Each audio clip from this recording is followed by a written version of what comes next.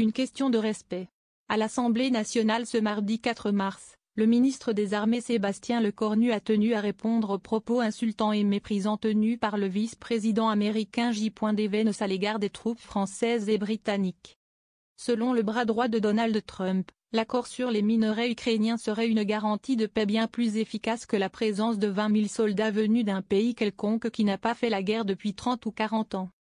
Voilà qui a déclenché la colère de Sébastien Lecornu, pour qui la plus belle force d'une armée, c'est le courage de ses soldats. Je veux saluer la mémoire des 600 soldats français morts pour la France depuis la fin de la guerre d'Algérie, a-t-il exprimé lors de la séance de questions au gouvernement. Selon le patron des armées, ces soldats méritent notre respect ainsi que celui de nos alliés. Nous respectons les vétérans de tous les pays alliés, nous entendons que les nôtres le soient aussi. Il a corrigé ses propos. Une déclaration longuement applaudie par l'ensemble des députés, par-delà les étiquettes politiques, qui se sont unanimement levées. Face au tollé que ces propos ont provoqué dans le monde entier, J. Vance a dû rétropédaler. Je ne mentionnais même pas le Royaume-Uni ou la France, qui ont tous deux combattu courageusement aux côtés des États-Unis au cours des 20 dernières années et au-delà, a-t-il pris soin de préciser sur X.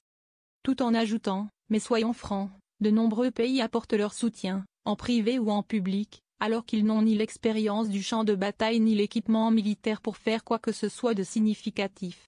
On a connu précision plus sincère.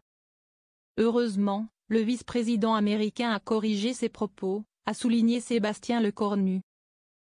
De fait, la France a perdu 653 soldats en opérations extérieures, OPEX, depuis 1963, selon l'Association du souvenir français. 90 sont tombés depuis 2001 rien qu'en Afghanistan, où la France s'est battue aux côtés des Américains en réaction à l'attaque du 11 novembre 2001. Sans parler de la guerre du Golfe et de l'intervention au Mali. Les opérations Serval puis Barkhane ont causé la mort de 58 militaires français.